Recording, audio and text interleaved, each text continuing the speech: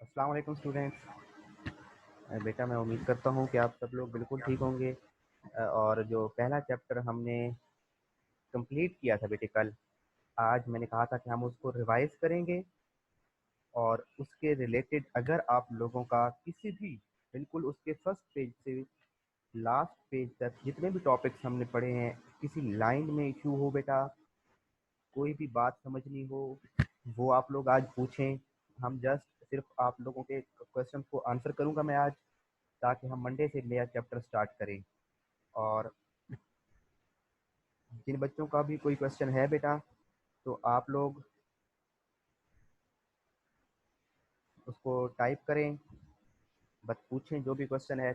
बेटा मेरी आवाज़ सब बच्चों तक आ रही है, पहले मुझे ये बता देंगे, ताकि कहीं पे बाद में ये ना कहते रहें कि सर मुझे आवाज़ नहीं आ रही थी या एनीथिंग लाइक दैट।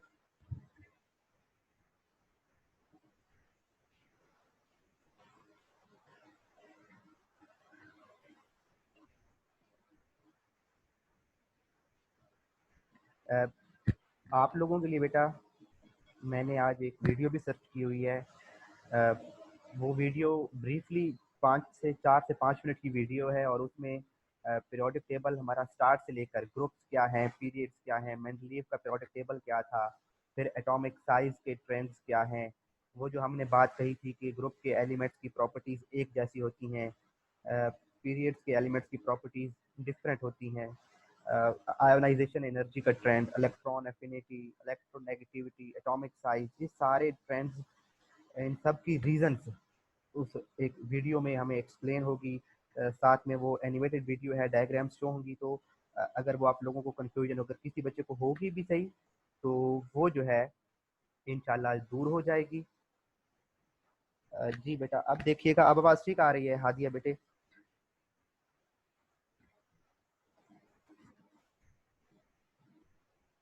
तो अ, जाते हैं हम। पहले सबसे पहले तो बेटा किसी बच्चे का अगर कोई क्वेश्चन है किसी भी टॉपिक के लिहाज से, पूछ लें बेटा, शाबाश। अगर आप लोगों का प्रीवियस टॉपिक्स से कोई क्वेश्चन है तो पूछें। आज बेटा मैं आप लोगों से रैंडमली क्वेश्चन भी करूंगा कि आप लोगों ने, अगर आपने कोई क्वेश्चन नहीं करना, इसका मतलब है आपको कम्प्लीटली हर एक टॉपिक की समझ आ चुकी है। तो फिर मैं जो है बेटा आप लोगों से क्वेश्चन पूछूंगा, क्या आप लोगों ने सही से समझा है, या आप लोग एक्टिवली पार्टिसिपेट कर रहे हैं क्लास में या नहीं कर रहे। तो बेटा जिस बच्चे का कोई क्वेश्चन है पूछें, शाबाश बेटा। Sir I join on the July 7, what did you teach before that, एक बच्चे का ये क्वेश्चन आया है। तो देखें बेटा, जिस टॉपिक से आपने ज्वाइन किया है उस टॉपिक से प्रीवियस जितने टॉपिक्स हैं वो हमने उससे पहले पढ़े थे। तो हाँ बेटा, मैं इस बच्चे का क्वेश्चन है, सर प्लीज रिपीट पीरियड्स। ठीक है बेटा, हम उनको भी आज डिस्कस करते हैं, और भी जिन बच्चों के क्वेश्चन हैं, ताकि ये मेरे माइंड में रहेंगे ना बेटा। सर पीरियोडिक लॉ और मॉडर्न और लॉन्ग, ठीक है बेटा, इसको भी मैं डिस्कस करते हैं आज। ठीक है, और भी जिन बच्चों के क्वेश्चन होंगे बेटा आप उसको पूछ सकते हैं, एलिमेंट्स को भी। ठीक है बेटा, ये सारी बातें हम डिस्कस करते हैं। जो बच्चे क्वेश्चन, जो भी आपके माइंड में क्वेश्चन आता है बेटा, आप उसको वो करेंगे, पूछेंगे। मैं एक वीडियो आप लोगों के साथ शेयर कर रहा हूँ बेटा, और आप लोगों ने बहुत, मैं उसको ये जो वीडियो है बेटा ये इंग्लिश में है, तो मैं इसको साथ साथ एक्सप्लेन करूंगा। लेकिन आप लोगों ने जो है बेटा इसको अंडरस्टैंड करना है बहुत गौर से। आपने बहुत इसको गौर से समझना है, ताकि आपने इसको बहुत गौर से समझना है। मैं बेटा इसको अभी प्ले करने लगा हूँ। इलेक्ट्रॉन एफिनिटी अगेन समझा दें। ठीक है बेटा, इलेक्ट्रॉन एफिनिटी भी हमारी इस वीडियो में आएगी, तो मैं साथ में एक्सप्लेन कर दूंगा। ठीक है बेटा, सर शील्डिंग इफेक्ट का टॉपिक शॉर्ट फॉर्म में एक दफ़ा समझा दीजिएगा। ठीक है बेटा, शील्डिंग इफेक्ट मैंने इसको उस दिन भी, लास्ट डे भी हमने इसको डिस्कस किया था। इलेक्ट्रोनेगेटिविटी के ट्रेंड्स भी बता दें। ठीक है बेटा, मैं ये सारी चीज़ रिपीट करता हूँ बस। ठीक है, अब आप लोगों की जो है टाइपिंग करना छोड़ दें, सर कल वाला लेक्चर रिपीट करवा दें। जी बेटा जी, आज रिपीट हो जाएगा। अब आप लोग क्वेश्चन को टाइप करना छोड़ें। मैं सारे चैप्टर को स्टार्ट से लेकर, हमारे पास अभी टाइम क्योंकि इस तरह से कंज्यूम हो जाएगा, बिल्कुल स्टार्ट से लेकर आखिर तक सब कुछ रिपीट करते हैं। बेटा आपने अभी इस वीडियो को जो है बहुत गौर से सुनना है वीडियो को बहुत गौर से सुनना है। ठीक है बेटा, arranged reveals many beautiful patterns that tell us about how nature operates. In the mid-1800s, lots of chemists were trying to come up with a way to बेटा ये यहाँ पे ये कह रहा है कि 18th सेंचुरी में बहुत से साइंटिस्ट ने जो है सर आवाज नहीं आ रही सर, आवाज कम है। ठीक है बेटा, ये जो भी बोलेगा ना मैं उसको एक्सप्लेन करता जाऊंगा। अब मैं अपनी उसको आप लोगों को एक्सप्लेन करता जाऊंगा। आपने सिर्फ वीडियो को देखना है कि उसमें जो एटम्स शो हो रहे हैं, जो पीरियोडिक टेबल शो हो रहा है, किस तरह से एटॉमिक शेल बढ़ रहे हैं, नंबर ऑफ शेल्स बढ़ रहे हैं, आपने उन सब चीजों को गौर से देखना है। ठीक है बेटा।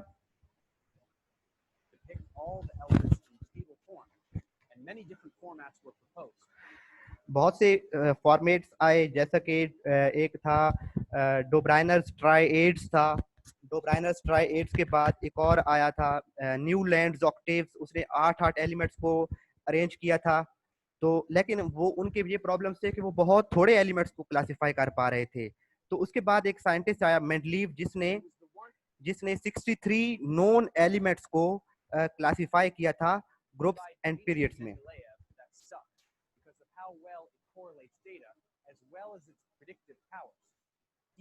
जी बेटा, ये जो आप लोगों के सामने स्क्रीन पे शो हो रहा है, ये है Mendeleev's periodic table. Mendeleev's periodic table ये आप लोगों के सामने शो हो रहा है बेटा।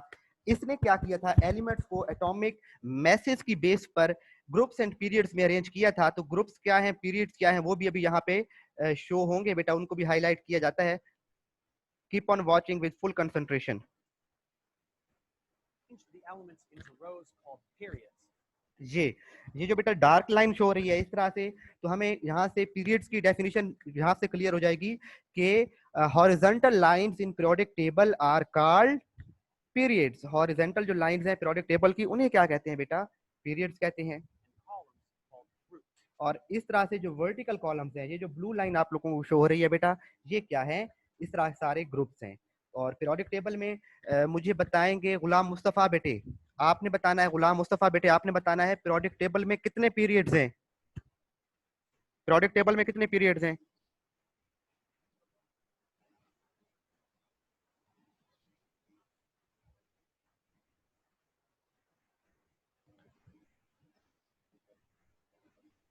बेटा आप काफी टाइम ले रहे हैं, इतना तो फिर 7 पीरियड्स हैं बेटा पीरियोडिक टेबल में। और ग्रुप्स कितने हैं? 18 ग्रुप्स हैं। Elements that had similar behavior were put in groups together, which helped correlate existing data. And it also predicted the existence of elements that had never been seen before. With the gaps in जी बेटा, ये देखें red boxes show रहे हैं periodic table में और ये gaps हैं। तो मेंडलीव ने जब एलिमेंट्स को अरेंज किया था, तो उसने कहा था कि बहुत से यहाँ पे ऐसे एलिमेंट्स हैं, बहुत से ऐसे एलिमेंट्स थे जिनको उस वक्त डिस्कवर नहीं हुआ था। उसने कहा था, देखे ना बेटा, मैं अगर यहाँ पे इसको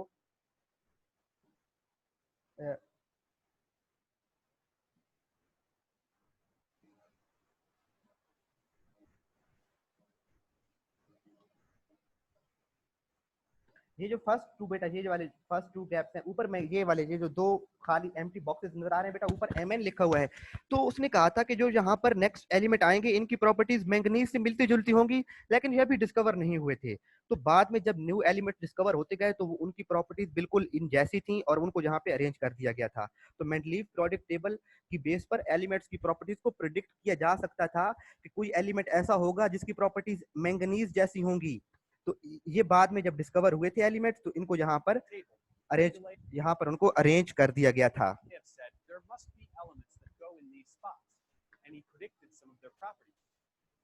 Eventually, these elements were discovered with the properties precisely as expected, and now we have all the metals. जी बेटा, राफे बेटा मेरी आवाज आ रही है आपको? अपने डिवाइस के साउंड भी चेक कर लें बाकी बच्चे, क्योंकि यही कह रहे हैं कि आवाज क्लियर आ रही है, सिर्फ आपका इशू आ रहा है। देखें आपके अपनी डिवाइस की ऑडियो तो नहीं लो हुई, और आपने ये मेरी आवाज को अंडरस्टैंड करने की कोशिश करनी है। ठीक है बेटा?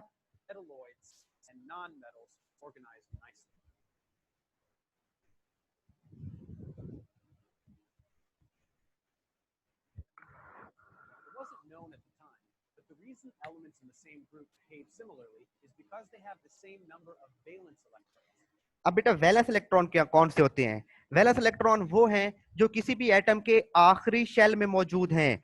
वैलेंस शेल में जो इलेक्ट्रॉन मौजूद हैं उन्हें वैलेंस शेल कहते हैं। अब बेटा ग्रुप वन के जितने भी एलिमेंट्स हैं उन सब के वैलेंस शेल में कितने इलेक्ट्रॉन होंगे? वन।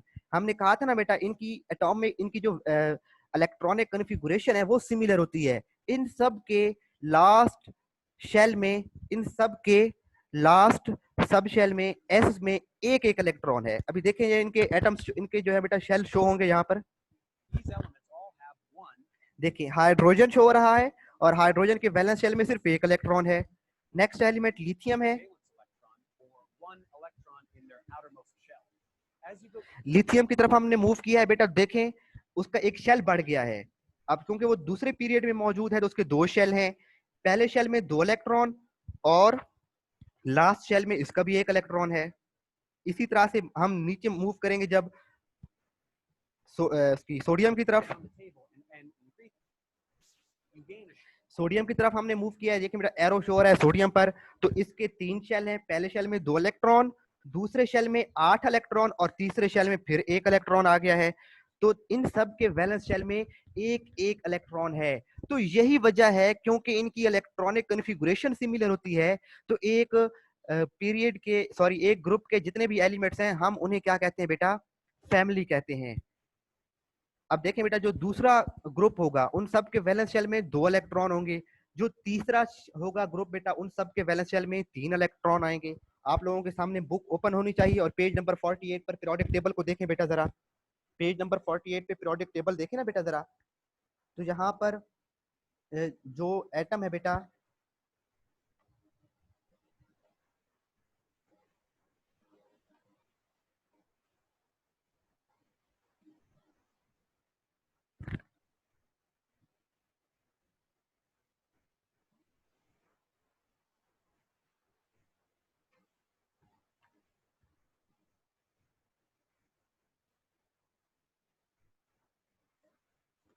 मैं आपके सामने यहाँ पे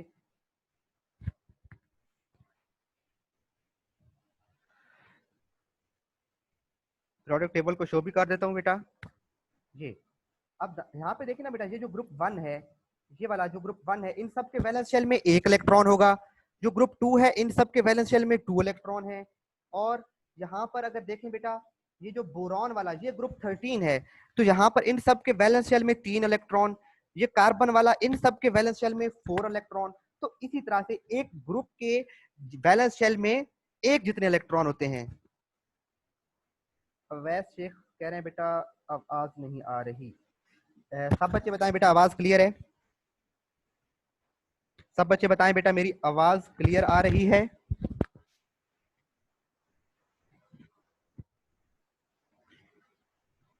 लेट मी चेक। हाँ बहुत से बच्चे कह रहे हैं क्लियर आ रही है।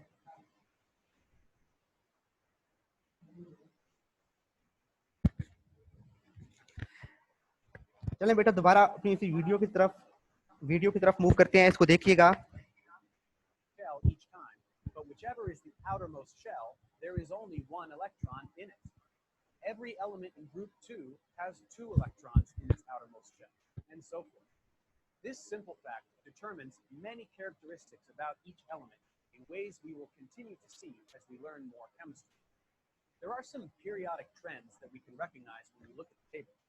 First one is atomic radius, or the size of the atom. As we proceed downwards on the table, atomic size increases as we add. जी बेटा यहाँ पे देखें वो कह रहा है कि जब हम एक पीरियोडिक टेबल में हम जब मूव करते हैं डाउनवर्ड्स मूव करते हैं, ये देखें हाइड्रोजन से लिथियम की तरफ आए। मैं वीडियो को थोड़ा सा रिवाइंड कर रहा हूँ, यहाँ से स्टार्ट देखिएगा बेटा। First one is atomic radius, or the size of the atom. ये हाइड्रोजन है और देखिए इसका बिल्कुल पीरियोडिक टेबल के नीचे देखें ना उसने हाइड्रोजन को इंडिकेट किया है, उसके साइज को उसने इंडिकेट किया है। तो ये देखें एक छोटा सा हमें एटम शो हो रहा है बेटा। जब मूव करते हैं Proceed downwards on the table. अब हम लिथियम पे आए हैं तो साइज थोड़ा सा इंक्रीज हुआ है। तो ये हम अब डिस्कस कर रहे हैं trends of atomic size. Atomic size increases because we add shells. जी सोडियम की तरफ आए हैं तो मजीद साइज इंक्रीज हो गया है। तो रीजन क्या है बेटा? When we move from top to bottom in group atomic size increases. क्यों इंक्रीज करता है? रीजन बताएं बेटा, बताएं शाबाश। When we move from top to bottom in a group size of atom increases. Why? बताएं बेटा शाबाश।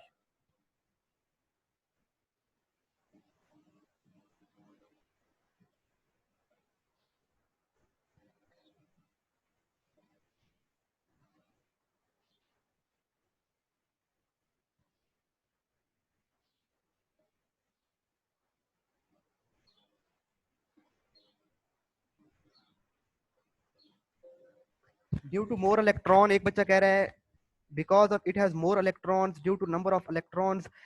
नहीं बेटा, देखिए बेटा, जब हम एक ग्रुप में ऊपर से because it increase of more electronic shell, जी बेटा, एक बच्चे ने कहा है कि because of more electronic shell, एक बच्चा और कह रहा है number of atomic number increases. बेटा एटॉमिक नंबर, अभी हमने इसको प्रीवियसली क्या देखा था, अगर मैं इसको रिवाइंड करता हूँ, यहाँ पे देखिएगा बेटे,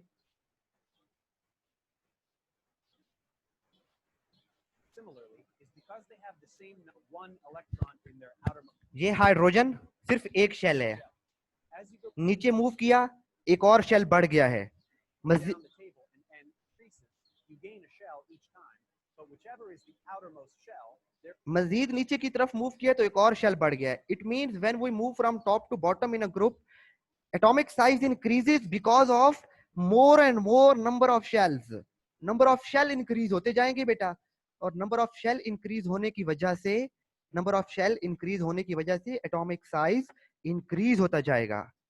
ठीक है बेटा, जो बच्चे कह रहे थे ड्यू टू मोर इलेक्ट्रॉन, बेटा ड्यू टू मोर इलेक्ट्रॉन नहीं, बिकॉज ऑफ मोर शेल्स। अब जब शेल्स बढ़ जाएंगे ना बेटा, जब नंबर ऑफ शेल्स बढ़ जाएंगे, ज्यादा हो जाएंगे नंबर ऑफ शेल्स, तो फिर शील्डिंग इफेक्ट ज्यादा होता जाएगा।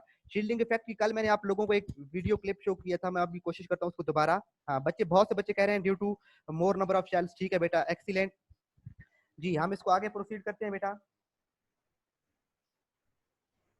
fact determines many characteristics about each element in ways we will continue to see as we learn more chemistry.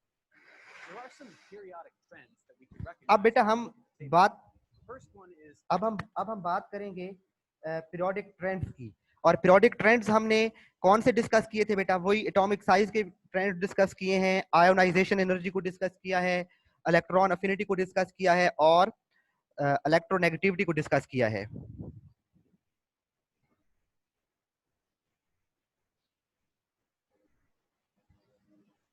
because we add shells. As we go जी, size, atomic size increases down the group because of addition of shells. नीचे देखें बेटा, तो पहले size Aahista Aahista, ये lithium का size small है, periodic table के नीचे देखें बेटा, ये जो सर्कल में लिथियम शो हो रहा है, साइज इसका स्मॉल है। अब सोडियम इसके बाद नेक्स्ट है, तो सोडियम का साइज क्या हो जाएगा, थोड़ा सा लार्ज हो जाएगा, atomic size increases because of addition of shells. we add shells. As we go to the right, अब बेटा हम तीसरे पीरियड में बात कर रहे हैं। पीरियोडिक टेबल आपके सामने है, पेज नंबर 48 खुला हुआ है, और तीसरे पीरियड में मैग्नीशियम के और जो सोडियम और मैग्नीशियम है, हम उसकी बात कर रहे हैं, करेंगे बेटा। downwards on the table, atomic size increases. Sodium, जी बेटा आपके सामने स्क्रीन पे सोडियम का एटम शो हो रहा है, और इसका अब शेल कितने होंगे, तीसरे पीरियड से बिलोंग करता है, तो शेल कितने होंगे बेटा, 3। और इसके बाद नेक्स्ट एलिमेंट है मैग्नीशियम, तो मैग्नीशियम के भी बेटा कितने शेल्स होंगे, 3। Why, because that element 2 belongs to third period, और एटॉमिक नंबर उसका क्या हो गया बेटा, 12। तो एटॉमिक नंबर क्या हो रहा है, ग्रेजुअली इंक्रीज हो रहा है। Because we add shells. As we go to the right, atomic radius जी देखें, अब इसके मैग्नीशियम के पास 12 प्रोटॉन्स हो गए हैं, इसका न्यूक्लियस थोड़ा सा स्ट्रॉन्गर हो गया है। मजीद आगे मूव करते हैं बेटा, तो decreases. एल्यूमिनियम गए हैं, पीरियोडिक टेबल में देखें 13 एटॉमिक नंबर एल्यूमिनियम, तो साइज मजीद स्मॉल हो गया है। It means when we move from left to right in a period, atomic size decreases because of more and more nuclear charge. Number of shell तो constant रहेंगे, number of shells constant रहेंगे, लेकिन more nuclear charge की वजह से size small होता जाएगा। Because we are moving within a shell and each Next है बेटा सिलिकॉन, एटॉमिक नंबर 14, साइज इसका मजीद स्मॉल हो गया है। element to the right has one more proton in the nucleus than the last. So there is a stronger electromagnetic attraction ये felt by the electrons and the radius shrinks. और जैसे हम last में जाएंगे तो साइज बिल्कुल क्या होगा, आर्गन नोबल गैस है, उसका साइज सबसे स्मॉल होगा। एक पीरियड में सबसे स्मॉल साइज किसका होगा बेटे, नोबल गैसेस का। That means overall, atomic radius increases going this way on the periodic table. This way is a little different. Electrons repel each other, so adding an electron makes an atom bigger. Taking one away जी बेटा, ये एक और बात, हमारे syllabus में ये बात नहीं लिखी हुई थी, लेकिन ये आप लोगों को समझना बहुत जरूरी है। जब बेटा ये ऊपर वाली जो डायग्राम शो हो रही है, मुझे ये बताएंगे, फ्लोरीन के अंदर एक इलेक्ट्रॉन ऐड हो रहा है, फ्लोराइड आयन बन रहा है, तो बेटा ये इस इलेक्ट्रॉन ऐड होगा जब, तो एनर्जी रिलीज होगी या एनर्जी रिक्वायर होगी? फ्लोरीन में एक इलेक्ट्रॉन ऐड हो रहा है, एनर्जी रिलीज होगी या एनर्जी इसके लिए चाहिए होगी? बताएं बेटा, शाबाश। रिलीज होगी बच्चे कह रहे हैं, ठीक है। और बताएं शाबाश, रिलीज या रिक्वायर? रिलीज। और बच्चे शाबाश बताएं बेटा, बॉयज आप लोग भी बताएं। रिलीज, जी बेटा। इस एनर्जी को कहते क्या है? ठीक है बेटा, इस एनर्जी को क्या कहते हैं? Electron affinity. अब बेटा जब हम इसको जरा व्हाइट बोर्ड पे जाते हैं, इसी बात को उधर देखते हैं कि कैसे बेटा इलेक्ट्रॉन अफिनिटी को मैं एक्सप्लेन करने लगा हूँ। कुछ बच्चों ने जो कह रहे थे ना कि सर इलेक्ट्रॉन अफिनिटी को आप वो करवा दें, रिवाइज करवा दें, तो इलेक्ट्रॉन अफिनिटी का टॉपिक बेटा रिवाइज हो जाता है इधर ही।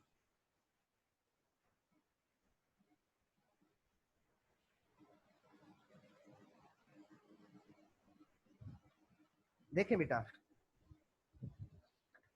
फ्लोरीन था, ये आपके सामने व्हाइट बोर्ड की स्क्रीन शो हो रही है जी बेटा, अब आ रही है ना आवाज? ये देखें, ये फ्लोरीन था बेटे।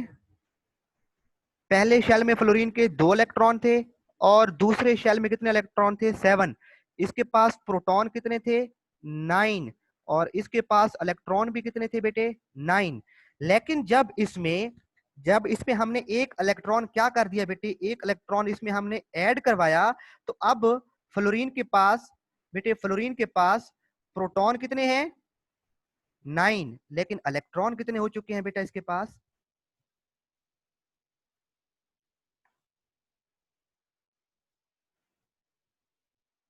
10। तो अब इसके पास इलेक्ट्रॉन चूंकि बढ़ जाएंगे तो साइज क्या हो जाएगा बेटे? इंक्रीज हो जाएगा। तो ये बात याद रखिएगा, जब किसी एटम में इलेक्ट्रॉन ऐड होता है तो उसका साइज बढ़ जाता है, उसका साइज इंक्रीज हो जाता है। और जब बेटे हम नेक्स्ट की बात करें कि ये हमारे पास बेटा क्या है? सोडियम। पहले शेल में कितने इलेक्ट्रॉन है बेटा? 2। दूसरे शेल में कितने इलेक्ट्रॉन है? 8। और तीसरे शेल में कितना इलेक्ट्रॉन है बेटा? 1 इलेक्ट्रॉन है। जब इसका ये 1 इलेक्ट्रॉन यहां से हम निकालेंगे तो इसको एनर्जी देंगे, और उसे हमने क्या कहा था? Ionization energy. ठीक है बेटा, उसे हमने क्या कहा था? Ionization energy. जब इसका इलेक्ट्रॉन निकल जाएगा, जब ये वाला इलेक्ट्रॉन निकल जाएगा, ये वाला, तो शेल क्या हो जाएगा बेटे? खत्म हो जाएगा। तो शेल खत्म होने से साइज क्या हो जाएगा? स्मॉल हो जाएगा। तो जब ये हमारे पास एक सोडियम न्यूट्रल था तो इसका साइज क्या था बेटे? लार्ज था। लेकिन जब इसका एक आयन बन जाएगा, वो साइज में क्या हो जाएगा? इसकी निस्बत स्मॉल हो जाएगा। क्लियर है बेटा? दोबारा उसी वीडियो की तरफ जाते हैं बेटा।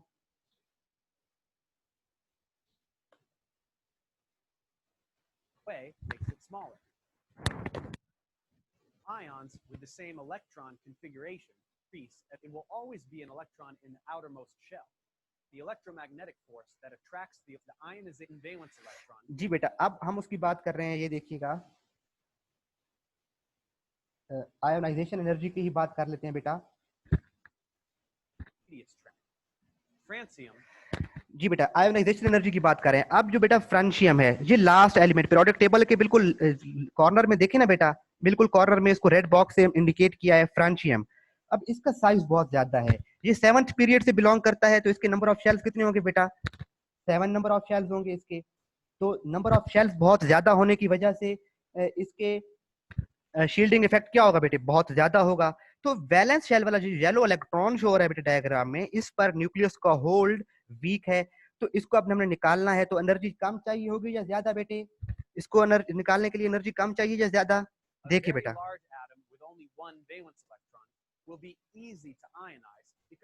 जी ये दूर हमने रखा है थोड़ा सा, इसको इलेक्ट्रॉन को हल्की सी एनर्जी भी देंगे तो ये इलेक्ट्रॉन निकल जाएगा और वैलेंस शेल क्या हो जाएगा? खत्म हो जाएगा। Atoms like to have their outermost shell completely full.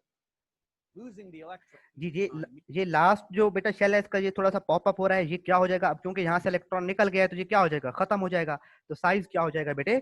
Small हो जाएगा। This shell is gone, and the one below is.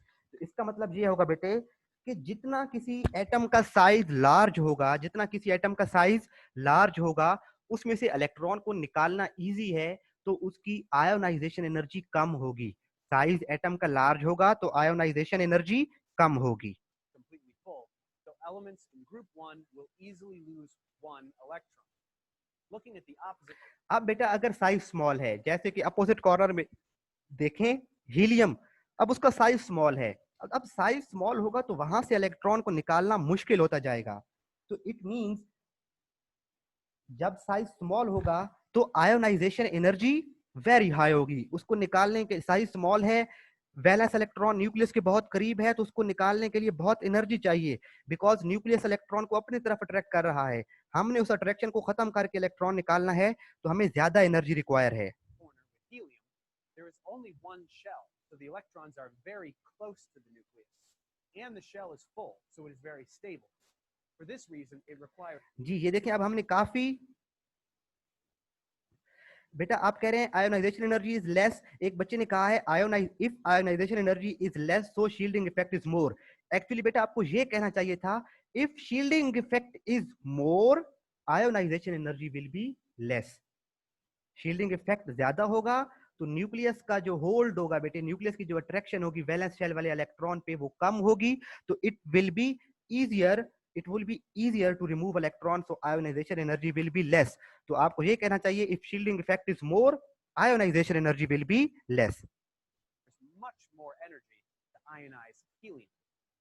So the ionization energy increases going this way on the period. Elements can have the less stable one in or electron. For example, at the nucleus downward, well as oxygen.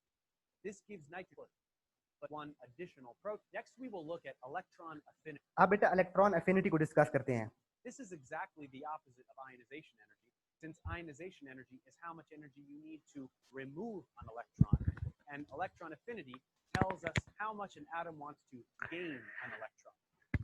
Disregarding the noble gases, as their shells are full, electron affinity. अच्छा बेटे अब हम जाते हैं अपने board की screen पर, वहां पे हमें रैंडमली ये सारे कॉन्सेप्ट को मैं रिवाइज करा देता हूँ, ताकि हमारे ये जो इस टॉपिक का है ये हमारा सब बच्चों का क्लियर हो जाए।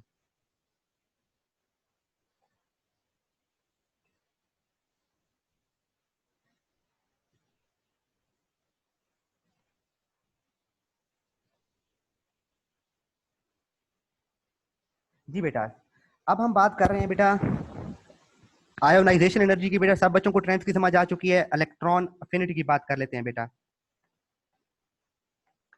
इलेक्ट्रॉन अफिनिटी, अफिनिटी का मतलब होता है अट्रैक्शन। तो बेटा हमने क्या कहा था, जब एटम का, यहाँ पे मैं दो एटम्स ड्रॉ कर लेता हूँ, ये एक एटम बेटा जिसका साइज क्या है, स्मॉल है, और एक एटम यहाँ पे वो बनाते हैं जिसका साइज उसकी निस्बत क्या है, लार्ज है। अब बेटा इलेक्ट्रॉन यहाँ पे क्या होना है, ऐड होना है, वैलेंस शेल में इलेक्ट्रॉन क्या होना है बेटे, ऐड होना है। जब इलेक्ट्रॉन वैलेंस शेल में ऐड होगा, मैं तरह इसको क्लियर ड्रा करता हूँ ताकि, क्योंकि आपकी स्क्रीन छोटी होती है मोबाइल की, तो वहां पे सही से ताकि आपको नजर आए। ये इलेक्ट्रॉन है बेटा, यहाँ पे हम ऐड करवाते हैं। अब इस कमिंग इलेक्ट्रॉन को न्यूक्लियस क्या करता है, अपनी तरफ अट्रैक्ट करता है। अब जितनी न्यूक्लियस की और इस इलेक्ट्रॉन की अट्रैक्शन स्ट्रॉन्गर होगी बेटा, उतना ही एनर्जी ज्यादा रिलीज होगी, उतनी इलेक्ट्रॉन अफिनिटी ज्यादा होगी। और जब बेटे इलेक्ट्रॉन अगर यहाँ पे आ रहा है तो यहाँ न्यूक्लियस के दरमियान, न्यूक्लियस और कमिंग इलेक्ट्रॉन के दरमियान डिस्टेंस काफी ज्यादा है। तो जब ये डिस्टेंस काफी ज्यादा हो जाएगा तो अट्रैक्शन क्या हो जाएगी, लेस हो जाएगी। अट्रैक्शन क्या होगी बेटा, लेस। तो अट्रैक्शन लेस होगी तो एनर्जी भी लेस रिलीज होगी। तो ऐसे केस में हमने यहां से हमें क्या मालूम पड़ता है बेटा, कि जब बेटे ग्रुप में हम मूव करते हैं, ग्रुप में हम मूव करेंगे बेटा, तो साइज क्या होता जाएगा, ग्रुप में हम मूव करेंगे,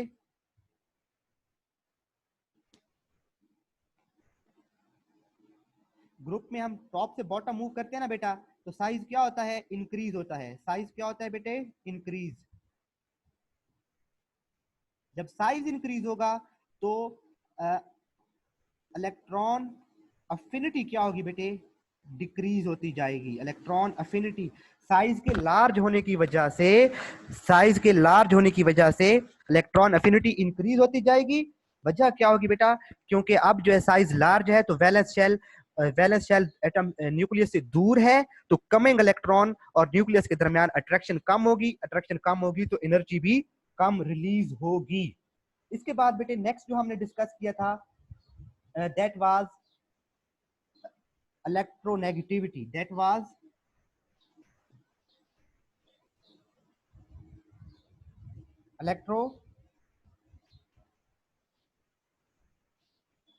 इसके बाद हमने बेटा नेक्स्ट लास्ट में क्या डिस्कस किया था, इलेक्ट्रोनेगेटिविटी। अब इलेक्ट्रोनेगेटिविटी क्या है बेटा, जब भी एटम में दो एटम आपस में एक दूसरे के करीब आते हैं बेटा, तो उनमें क्या बनता है, कोवलेंट बॉन्ड बनता है।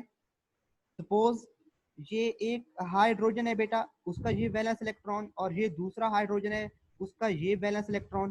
तो ये जो वैलेंस इलेक्ट्रॉन है बेटा, ये क्या करते हैं, शेयरिंग होती है इनमें।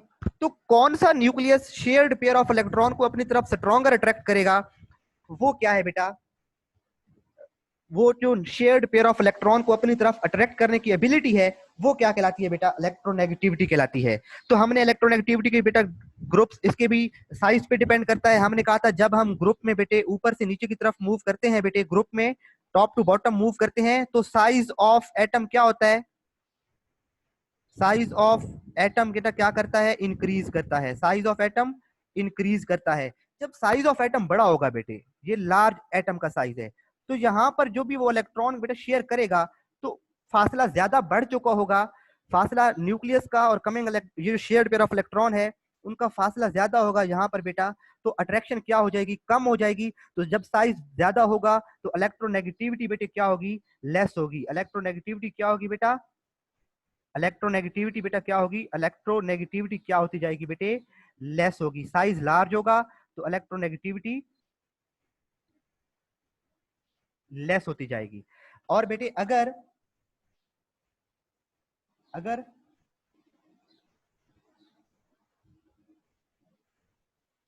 पीरियड की बात करें बेटा,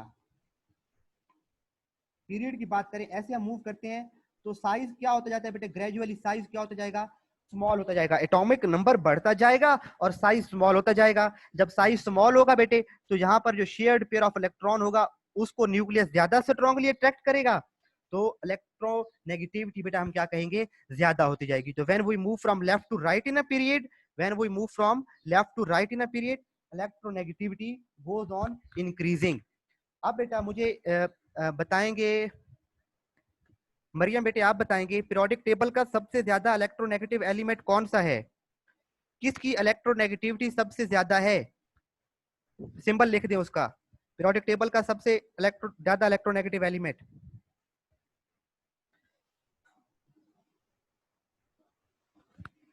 बेटा मैं खुद ही बता देता हूँ, पीरियोडिक टेबल का सबसे ज्यादा इलेक्ट्रोनेगेटिव एलिमेंट फ्लोरीन है। हाँ ठीक है, फ्लोरीन है, और ये एमसीक्यू भी आता है बेटा। लास्ट फ्यू सेकंड्स हैं बेटा, अगर यहाँ पर अभी भी कुछ बच्चों को किसी भी ट्रेंड के किसी भी उसकी प्रॉपर्टीज या ट्रेंड समझने होंगे, वो आप नोट कर लेंगे। मंडे को हम फिर उसको डिस्कस कर लेंगे। अगर आपकी कंफ्यूजन होगी, नहीं होगी, तो हम आगे मूव करेंगे। इज इट ओके बेटा?